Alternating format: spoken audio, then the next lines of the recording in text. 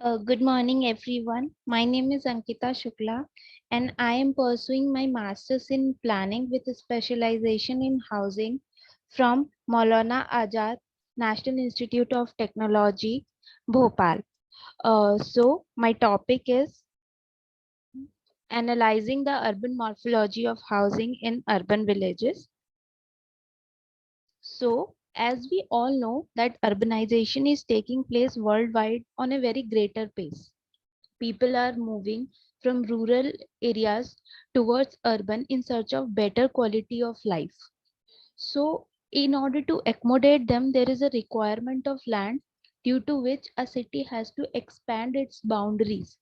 So, during that expansion, the villages which are present in the periphery of the city, they come inside it and become part of the city and are called as urban villages. But what we have seen is these areas are often neglected in planning. So due to their ignorance and negligence, there is a formation of quite congested living space, such that there are many unauthorized expansions also, and so many issues are there in such urban villages, like poor quality of life. There are unhygienic condition, lack of basic services and infrastructure. So here, like in the screen also, you can see that I have mentioned few news about the issues associated with urban villages. So like my interest was to understand the transformation in rural settlement when it merges with urban. That is because urban village is it is lifeline for many cities, as it includes the concept of affordability into it. As we can see that mainly the students, those are coming from the other cities, or the migrants, or the workers, they are the people who prefer to live in the urban villages because the rent is quite less over here, and like so many facilities are available at a cheaper cost here. So it is a very affordable means, so it is a lifeline. But what we can see is it is a process, not a concept. And in order to make it better place to live, there is a need to understand the process of transformation of settlement. So my aim for this research will be understanding the phenomenon of rural urban transformation in peripheral areas of cities, identifying the changes in housing typology, needs and interventions arising out of issues due to transformation. And my objectives will be, first one will be to understand the process of rural and urban integration leading to the various changes and its impacts, to study the characteristics and background of urban villages around the world and the various issues associated with it. Then we will analyze the housing of urban villages and its problems with specific reference to India only. Then we will study and analyze the transformation in urban villages with time and evaluate them under various parameters. So methodology is very simple. Like here, I have divided all my objectives into four different categories. First will be process of rural and urban integration. Second, identifying issues. Third, housing of urban villages, and last is the transformation. And to understand each of them, we are going to use literature studies, case studies, and content analysis to understand all these things. So during my research part, I have got to know that there is no official definition of urban village in any government document of India. So yes, this is again a very important reason because of which there are so many issues in urban villages. So first here I have explained about the process of formation of urban villages. So what happened is, it is not directly formed, it is a process. So first, when it is before merging, then second phase will be when rural settlement become part of the peri-urban areas. The third is when it is when the it is urban village is formed, means it gets inside the administrative boundary. And the last is when it gets completely absorbed into it, and kind of it loses its identity. So the definition which I got to know or understand during the research part is an urban village is called as urban when it comes inside the administrative boundary. So during all these phases, there are different types of impacts which can be observed during different phases. Like I have mentioned, during the process of merging with cities and when it gets absorbed into the city, various physical, social, environmental, and economical impacts are there. Like for the physical, we can see there is rapid transformation through changes in land use. Then unplanned and haphazard expansion is there.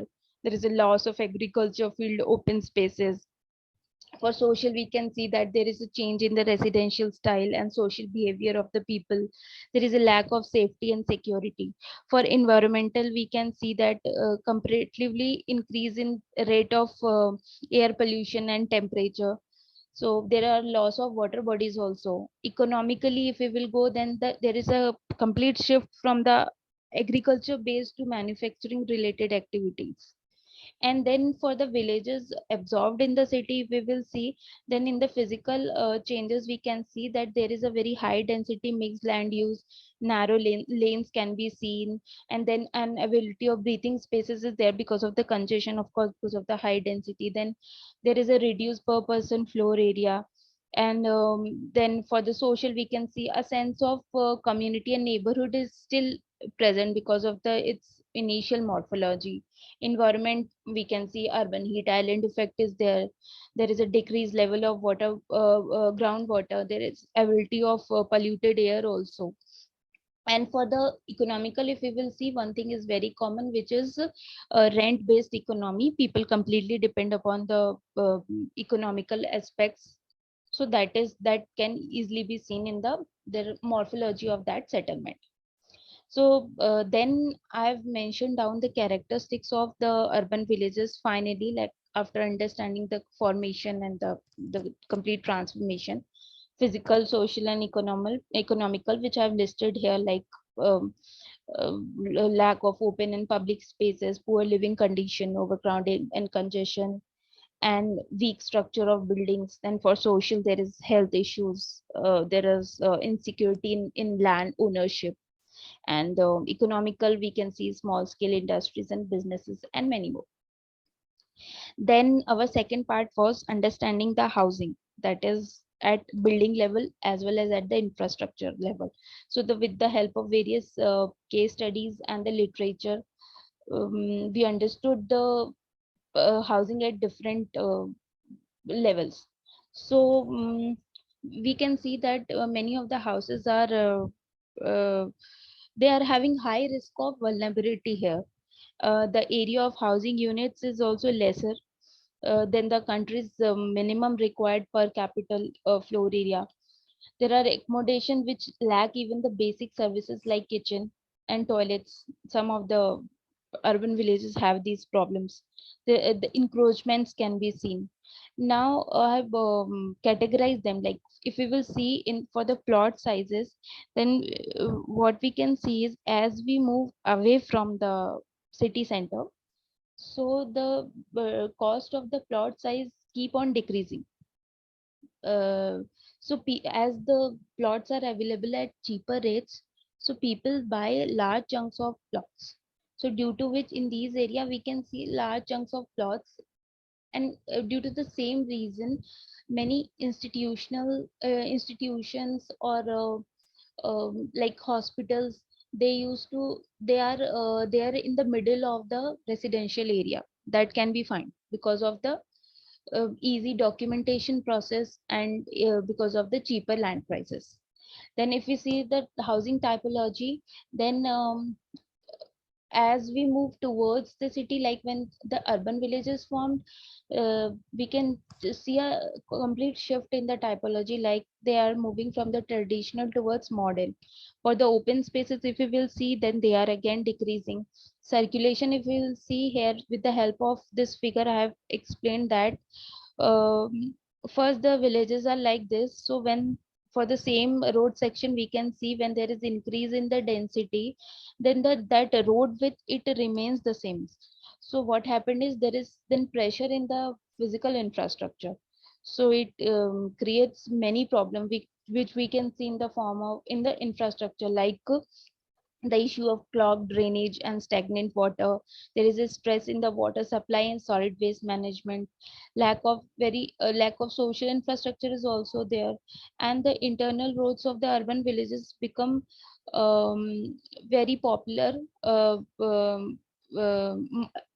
We can also see that these urban villages are very famous for their markets, so due to which there is increase in congestion and traffic jams, and the parking issues also there because of the narrow width of the roads. So, in order to understand the housing in a better manner, I have taken one example from my hometown, which is Kanpur. It is in India. So, in Uttar Pradesh in India.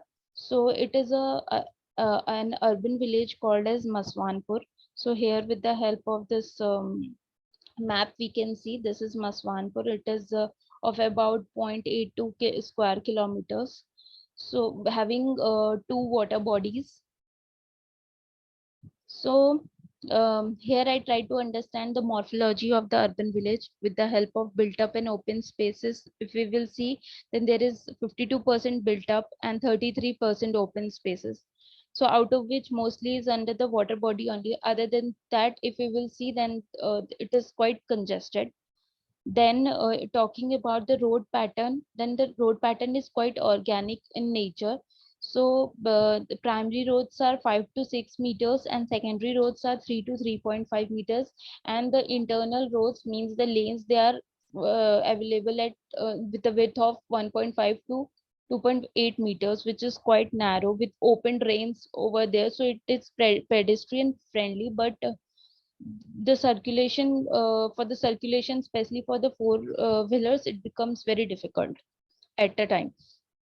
Also, one thing I've noticed is initially talking with the people, I got to know that there were five water bodies. Now only two are remaining. So earlier the whole drainage thing was very easy because of the slope. The whole water used to go into the water bodies. Now due to the encroachment of the water bodies, or they are being filled up and over them the buildings are constructed, so it becomes very difficult during the time of rainy season also. Talking about the housing typologies, then one thing which I have seen is there are cluster housing in the organic, the old core area. The traditional houses are there with some modern housing, like in the new developed area, like in the expansion, there are modern housing. Uh, Here in the map, we can see that we can classify the buildings here into mostly three, four categories. First is the cluster housing, which is the core village, then the row housing, then the informal row housing. So so in which we will see that the informal row housing as well as the cluster housing are in the majority proportion.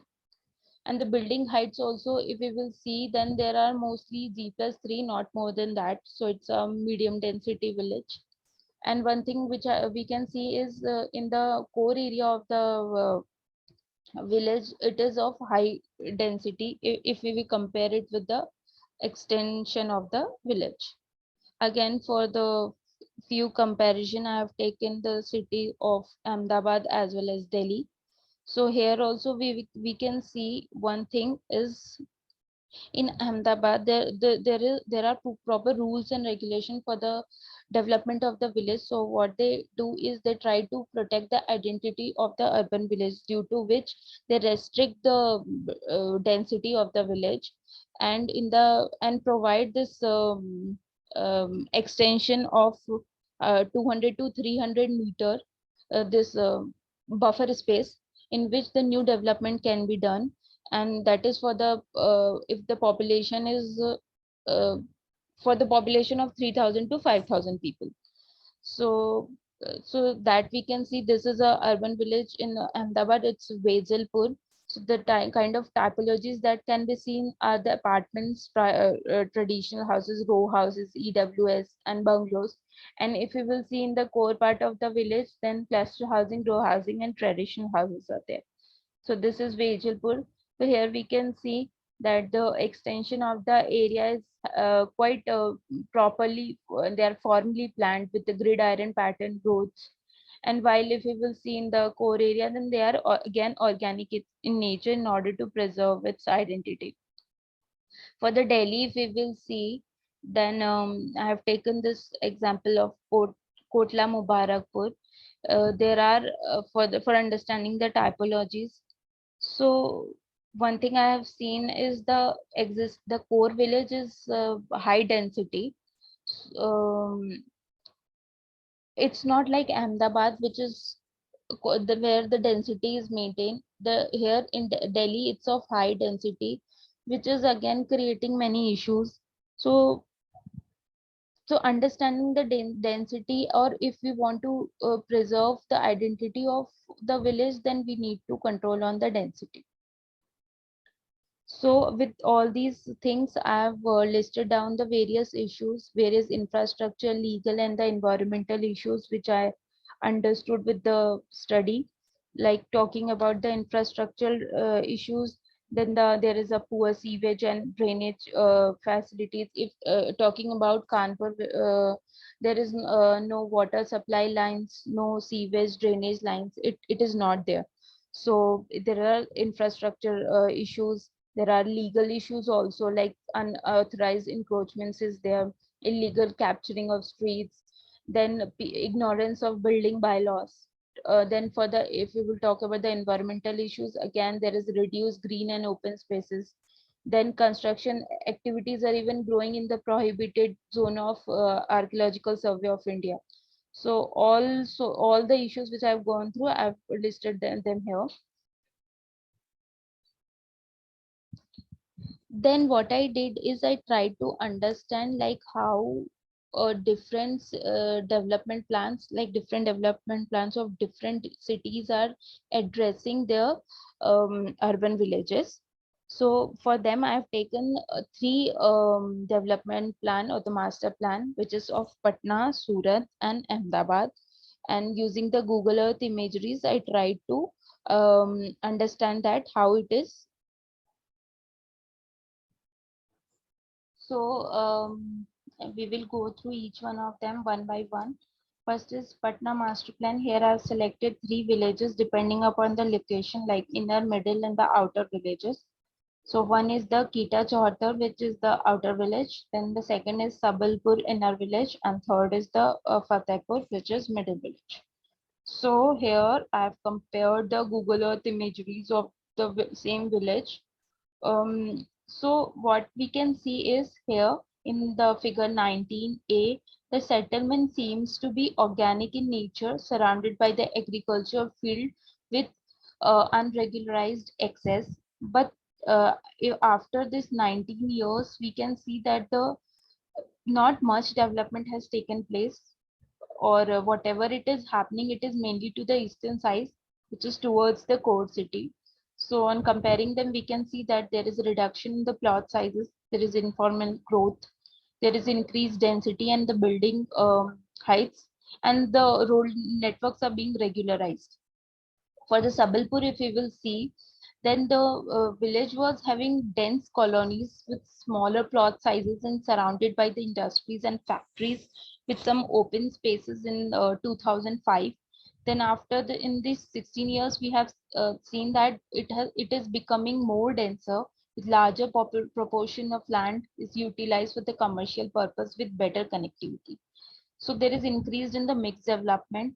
There is a congestion and decreased open spaces, and formation of slums is also there because of the industries here, ever increasing the rate of industries. So there is chances of health and other hazards. So one thing is what I try to compare the land use which is given to the Sabalpur in the master plan. So it can be seen the land use devoted to this area was residential R1, and uh, and the land to the right of the road has been given the industrial agriculture, urban agriculture, and open spaces land use. But we can see the scenario is quite different here. It mixed use, or we can say haphazard development is taking place. Similarly for the Fatehpur also, if we will see, then Being a middle village, we can only see the changes in the density or little bit expansion. So, and which is not very proper if we compare it with the land use that is allocated to these areas.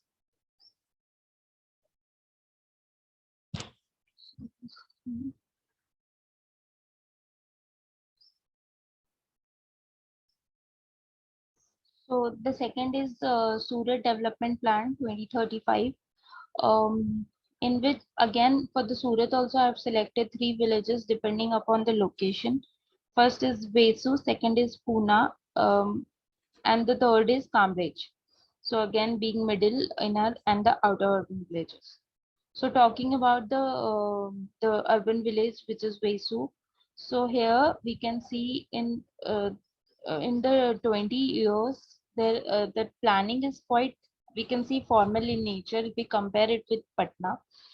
There are new typologies coming up with the high rise, like high rise buildings are there, access is proper, there's defined open spaces, density is medium. Then but one thing we can see is the new settlement is lacking the cultural and the physical context of the rural areas, like the that identity which is there of the urban village is not present here. So in the similar manner for the Pune and the Cambridge also it is taking place in the same way. For as Pune is the urban village which is inside the administrative boundary, so the major changes in terms of the density only, it is getting congested, narrow roads are being created. So the the regulation for the urban villages in Surat is quite common with Ahmedabad, like as I explained earlier. But one thing which I have seen is the land use which are denoted to these urban villages in the land use map of land use plan is maintained.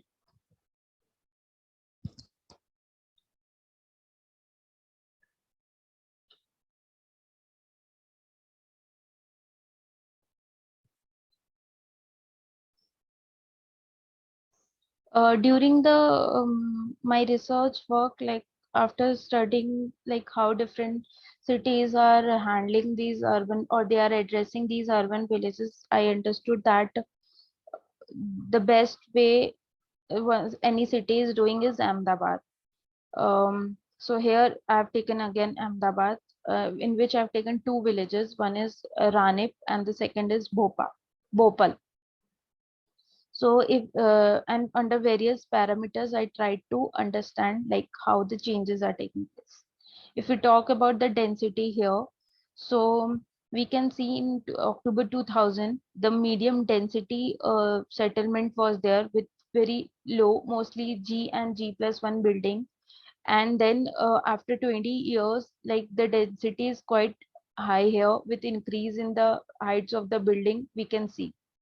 Talking about the planning, the core village is organic in nature with the newly developed area being formally planned. The urban form of the village is traditionally maintained with all the further newly added areas properly planned.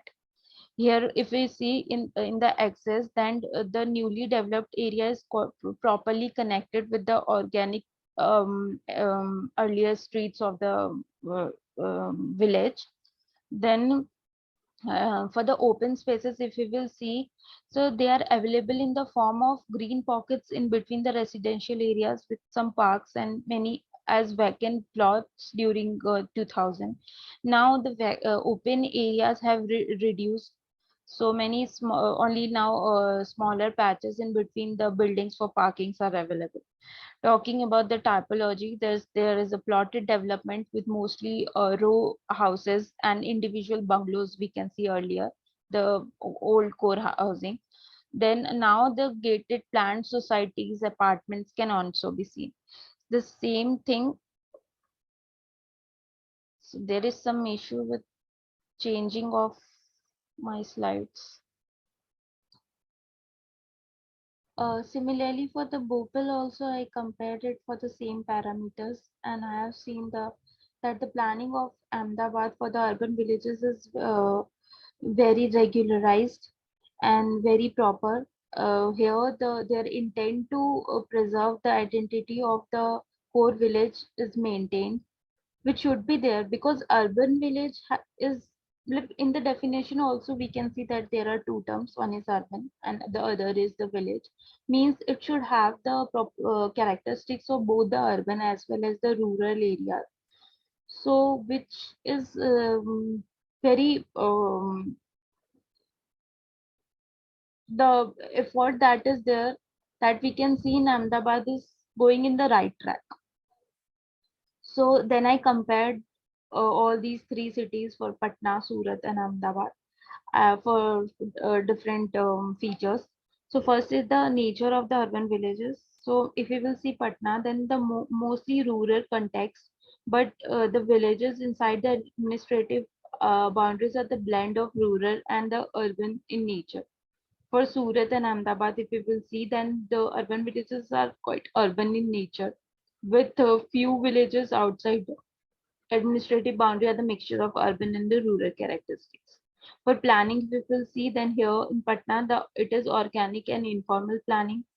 For Surat, it is formally planned with very little informality that can be seen, but Ahmedabad is quite well planned. So for density, there is increase in density and some are becoming congested. So for Surat, there is medium to high density and Ahmedabad lower to medium density. If we will see in terms of the land uses, so mostly the land allocated is residential, but the mixed land use can also be seen in Patna.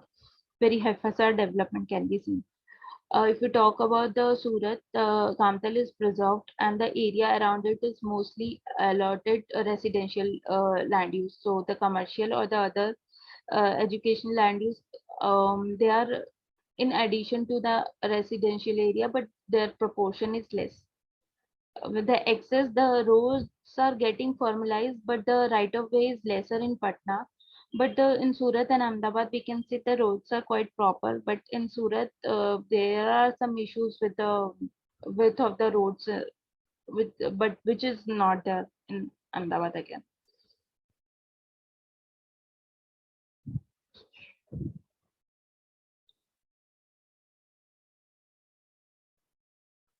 Sorry, I'm facing some problem with the changing of my slides, so I have to pause it.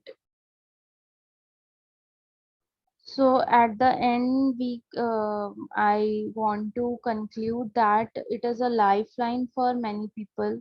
It have its distinct characteristic and identity, which makes it unique and different from other part of the city, and so it needs to be maintained. The housing typologies of the urban villages stand apart as these are highly known for their traditional architecture, rental housing, and mixed uses when compared with other formal and informal settlements of the city. So one thing also which I have seen is generally when these villages come inside the administrative boundary and they become urban village. So due to the lack of proper study in for these areas or any guidelines or regulation for these area, they are often categorized under slums, which is not a good thing because it is not a slum. So there is need to understand the difference between the slums and the urban village also. And so the study is required to be done that can clear the picture of the distinction in the housing of the urban villages and other part of the city, such that the new policies and programs can be made for the betterment of the urban villages, as there are no direct policies and programs available for such areas in India. So also there are many aspects of the urban villages. There are not only the negative points of the urban village, but there are some good aspects also, which are important, such as provision of affordable housing they provide. They are commercially significant with the presence of many famous informal markets. They are socially active with a sense of neighborhood and community there. So what we can do is in our planning, we can make a framework for the urban village development, such that the good aspects, the um, the features or the things which can preserve the identity of the villages could be preserved, and the issues various like location, demographic, legal, infrastructure, environmental related issues could be catered. Thank you.